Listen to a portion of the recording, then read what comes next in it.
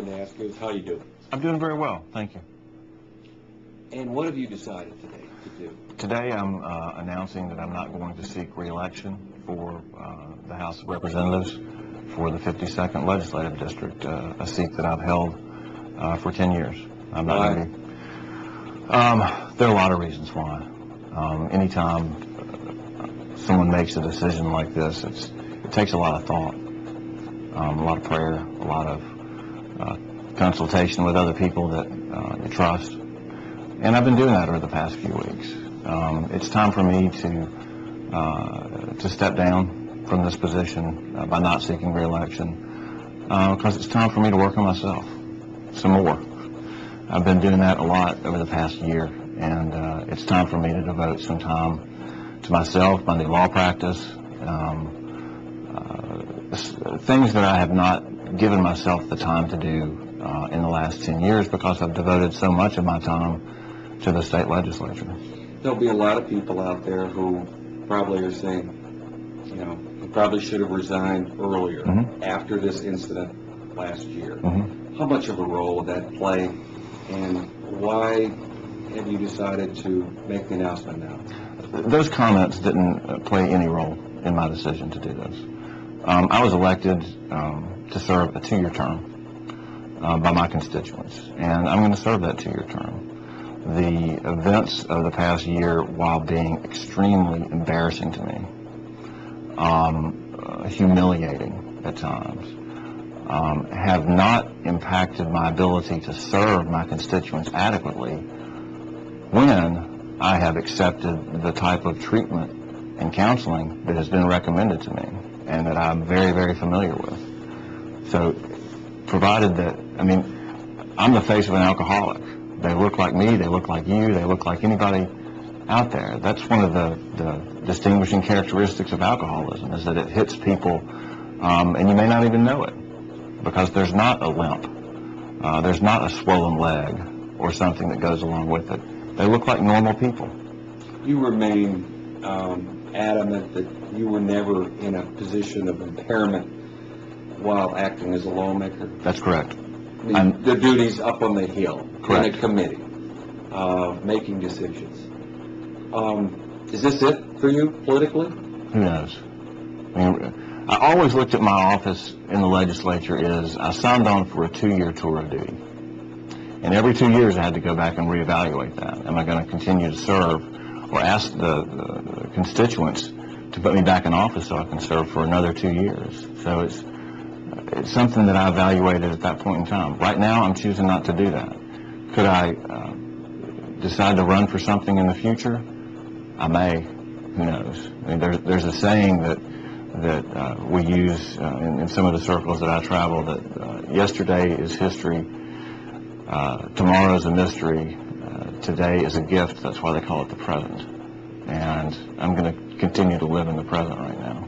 Those circles you've been traveling in have included stints, for lack of a better term, in rehab.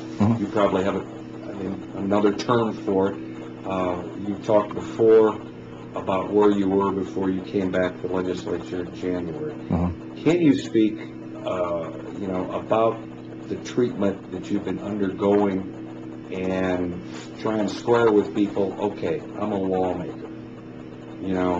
I tried treatment before, didn't work, and then this thing happened. Right.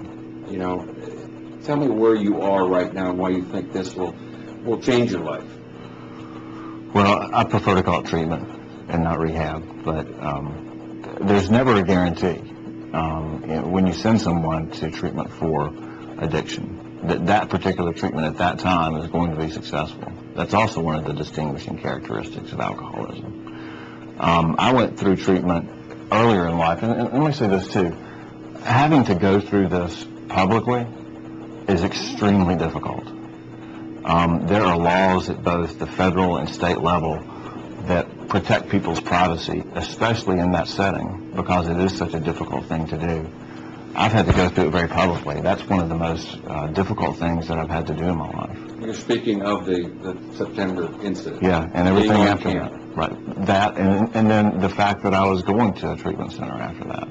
Having to do all those things so publicly is very difficult.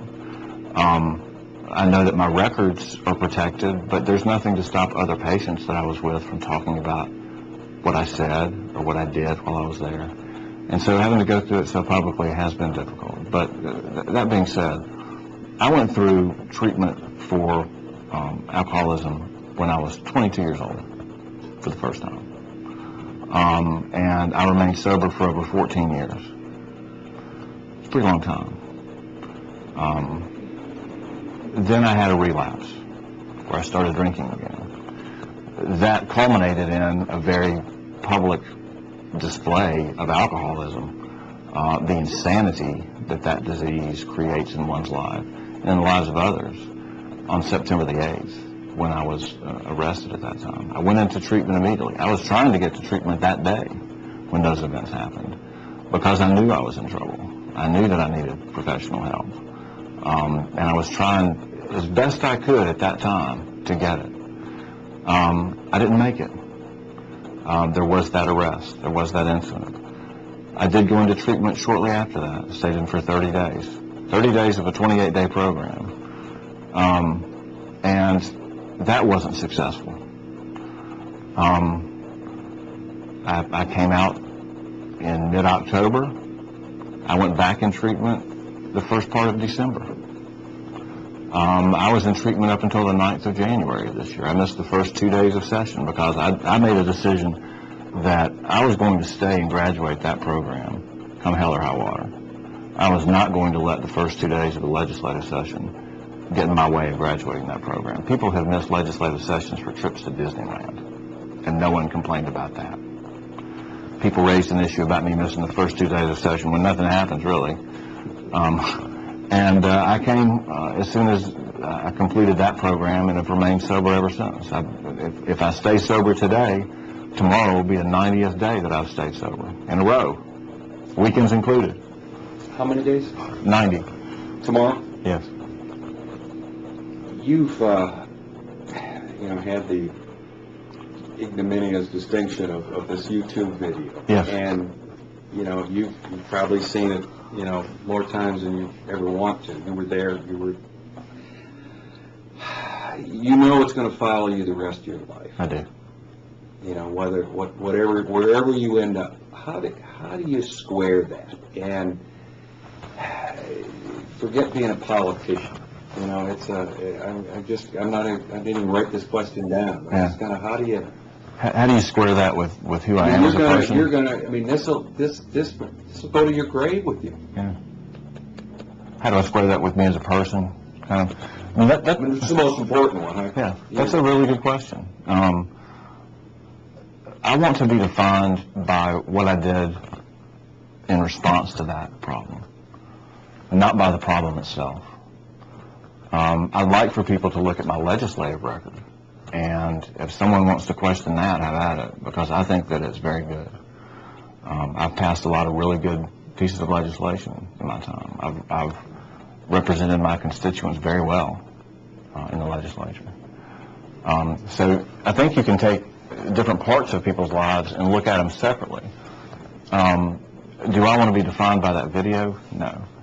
Do I want to be defined by what I did in response to that video? Yes. I've entered treatment twice since then. I have completed it. I have remained sober for a period of time, although I'll make very clear that I'm living in today. I'm worried about getting to the end of today and remaining sober.